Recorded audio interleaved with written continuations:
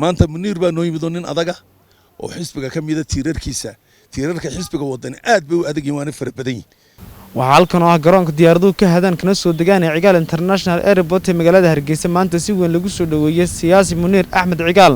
oo ka mid ah siyaasiyiinta ka tirsan xisbiga mucaaradka ah ee wadani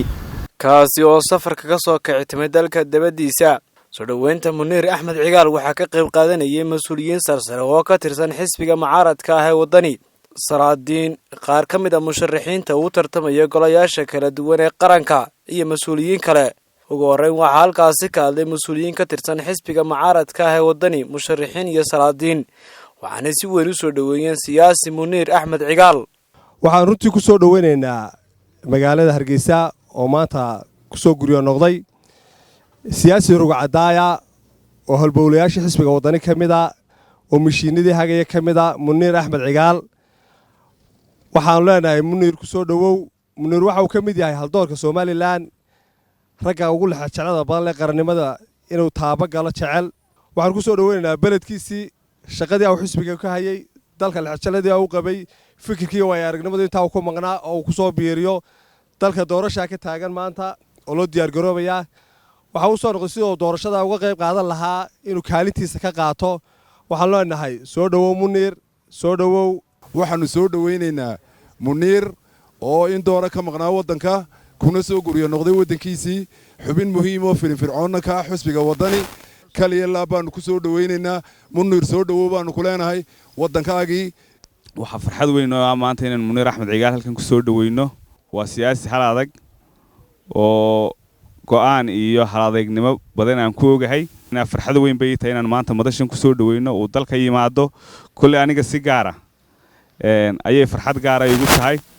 waa raggaan insha Allah tacaala ku faanayay ee dhisaya soo dhawow waxaan ay sharaf walaalnimadeennii saaxiibtinimadeennii inaan isku darsanay insha Allah inaan mabda wadaagnahay xisbi ka wada tirsanahay xisbigaana wada ahaanayno waxaan ku aqaanaa nimaan gurgurin kulba meelo cararin insha Allah tacaala wanaaga iyo horumarka xisbigeena inuu ka shaqeyn doonaa soo dhawow walaalnimo ku soo dhawow saaxiibtinimo ku soo dhawow xisbinimo ku soo dhawow waxaan rajaynayaa insha Allah hawsha badan ee inoo taal dadaalka badan ee inoo yaal iyo doorashooyinka maalmuhu ka hadheen inaynu dadaalkooda la nimaadno aan nagala hawl gashay insha Allah farxad gaar ah bay aniga day tahay oo aad ogtahay intaanu saaxiib ahayn walaalahayn ma ahayn marka si weyn oo niyada u soo dhawow Muniir waxaan ku leenahay ku soo dhawow dalkaagii hooyo xili xasaasiya xili xisbigu u baahayay dad ka shaqeeya maanta waa maalin aniga igu weyn oo saaxiibkaygii qaaliga ahaa ee Muniir Ahmed Cigaal oo personal ama shakhsiyan aanu saaxiib weyn u nahay baa maanta halkan lagu soo dhaweeyay madaarka anigoo ku hadlaya afka taageerayaasha xisbiga wadani oo dhan oo kamid ah taageerayaasha xisbiga wadani waxaan mahad u celinayaa mas'uuliyiinta xisbiga wadani halkan taagan ee soo dhaweeyay Muniir anigoo bogaadin iyo salaan uga sida taageerayaasha xisbiga ama shacbiga taageera xisbiga waxaan leenahay Muniir soo dhawow aad baan ku soo dhaweynaa waliba anigu saaxiib gaar ah waanay dalkaagii hooyo magaaladaadii aad iyo aad baan kugu soo dhaweynaa maanta Muniir baa noo yimid nin adaga oo xisbiga ka mid ah tiirarka xisbiga wadani aad bay u adag yihiin waana farabadan yihiin waxa noo yimid maanta Muniir oo campaigner ahaa oo ragga xisbiga ugu firfircoon ahaa oo nin karti badan ahaa oo aniga saaxiib ilaa markuu kulmiyo ku jiray aanu intaa saaxiib ahayn oo had iyo jeer wajigiisuna fiirsada nin ay farxad ka muuqata Muniir nagamu maqnaa xisbigu u maqnaa dad baa oranaya bil masal uu maqnaa uu soo noqday xisbigu u maqnaa inta uu maqnaana xisbiga campaignkiisu ugu maqnaa habeen iyo maalin waanu ka xidhiidhnay siyaasadda xisbiga arrimaha xisbiga sida hawlaha xisbiga loo wadayo sida wax la isaga caabinayo sida wax la isaga celinayo sida wax loo hananayo ee dadka loo soo dhaweysanayo wuxuu nin xisbiga u maqan inta uu maqnaa ku soo dhawo Muniir baan ku soo dhaweynayaa welcome to Hargeysa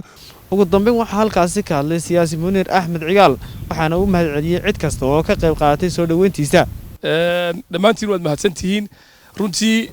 dalka anigu muddo ka maqnaa haddaan maqnaana jismigaygu ma maqnaaye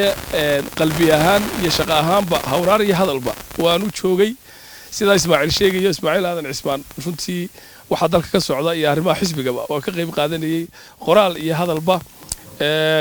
intii iga gudboonayd doorashadaasaan ku soo beegmay farxad weyn bay u tahay inaan ku soo beegmo waxaan runtii kale iyadana farxad weyn ah oo ay soo dadajiyayba doorashooyinkaasi aagag bay ka dhacaysaa aagana markii hore xisbiga loo leeyo gobolka Togdheer oo cududiisii runtii xildhibaanadii ugu codka badnaa gobolada bari xisbigu ay ku soo biireen sida Cabdilaahi Yuusuf Axmed oo kale iyo Suldaan Jaamac Nuux Cali runtii dee dadka reer Somaliland iyo gobolada bariba waa og yihiin xuduudda xisbiga wadani halka kaga soo biirtay rag badan oo aan isku fikrad ahayn ba maanta halkan anagoo awalba walaal ahayn Cabdikariin Axmed Mooge runtii ilaa markuu haafiyo ka ahaa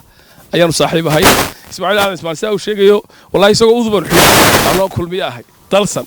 marka saaxiibtinimada runtii ismaaciil ka horeysa dadka kala fikraday maanta halkan jooga oo aan maanta isku insha Allah waan guuleysan doonaa Ibrahim Shakar telefishinka CBA Hargeisa